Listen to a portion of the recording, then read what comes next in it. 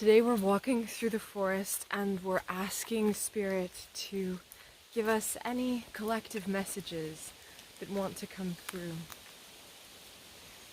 And I'm hearing for some of you there is a huge change coming. There's a breeze coming through the trees. And to me, wind often means shifts, changes, transformations, moving from one reality to another. I'm also entering this kind of dark and eerie part of the forest with all these kind of gnarly branches. So for some of you, you might have been a little afraid to enter into this new reality, scared to shift, wondering, do you really have what it takes to make it, to be present in this new reality? Do you have the power? Do you have the confidence to be able to walk this path?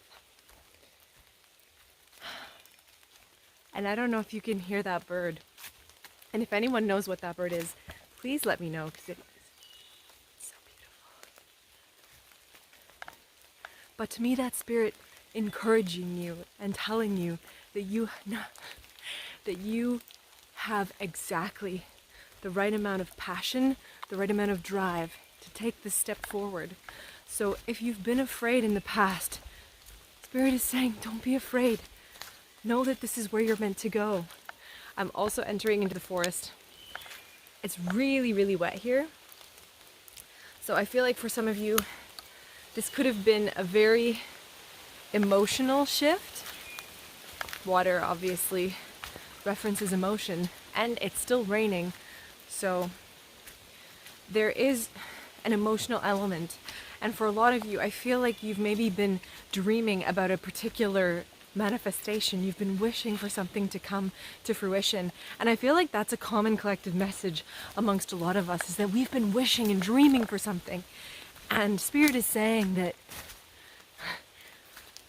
by being in that energy of wishing, we're actually pushing that thing away. Because if we were to enter into an energy of gratitude and having, then that's the energy of having the wish come true, right? That's having the manifestation already in our life. So what we need to do is imagine how it is that we would feel having that manifestation come into our lives. Now, I've had the opportunity to manifest many different things in my life, both good and bad, because we're manifesting all the time, right? We're manifestors. That's what we are on planet Earth. So you're always manifesting. But the key is, what is it that you want to manifest? What would you desire to happen in your life? And that's the shift that I think you're getting into. I think you're realizing that you have that power. You've had it all along. And if there are people that are encouraging you to follow a path that doesn't resonate with you, you're beginning to understand what your energy is supposed to feel like. Not what your being feels like in relation to, obligation and struggle. Now, struggle is a common experience that we all face because life isn't black and white. Life is myriad of colors. And so you as a being are going to experience all kinds of different opportunities, downfalls, etc. But you are the one that gets to choose how you react. And I know in the past it's really, really tricky to be able to choose how we react because, because our programming and our emotional reactions often are the things that drive us. But if you can take a step back for a moment, and the best way to do that is to try to find a quiet place where you can go away from the rest of the world, whether that's on a walk or in your bedroom or wherever, and just take a step back and listen to your favorite song, do some deep breathing.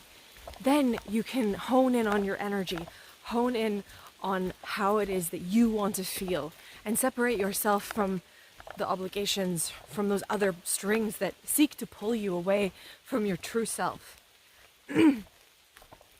Because you'll know what your true self feels like. You'll know that in life, it's your passion that lights you up. So what's that thing that lights you up? What's that thing that pulls you forward? Because that's the thing that's demanding that you shift. That's the thing that's asking you to become that person. Oh, there's so many bugs here.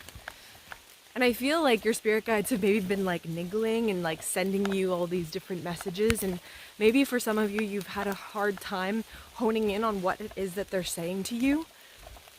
But I feel like I'm being bitten.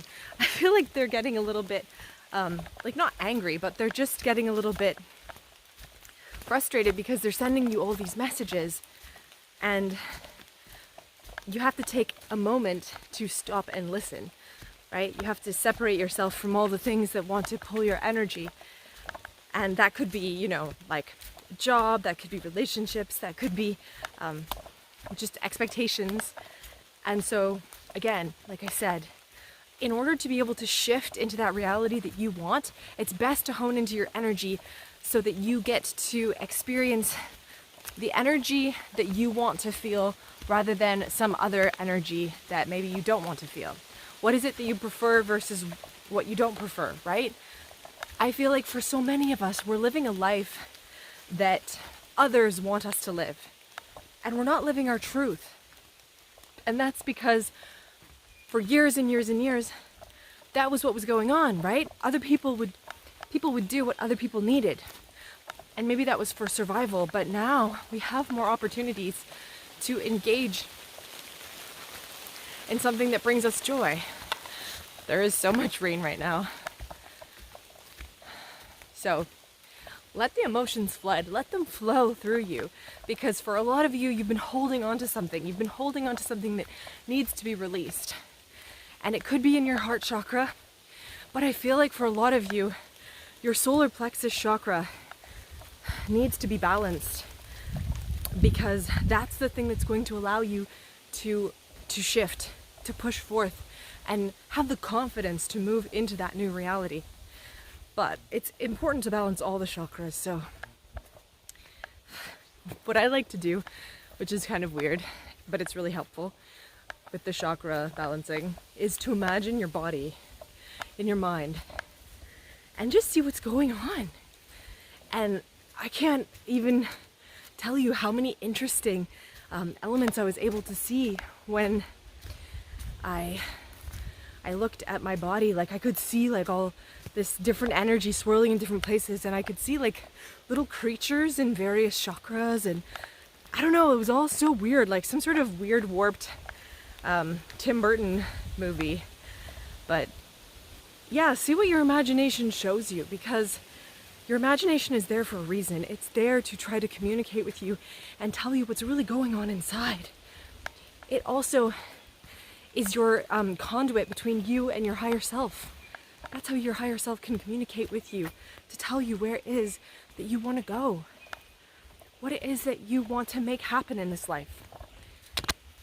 Because it is such a gift to be able to come here and connect with all these different environments and these different people and these different situations. It's truly a gift. And I think we just have to see it as such. So get ready to shift, everyone. Don't be afraid. Hone in on what your heart is telling you, and you'll know exactly where to go. All my love. Bye.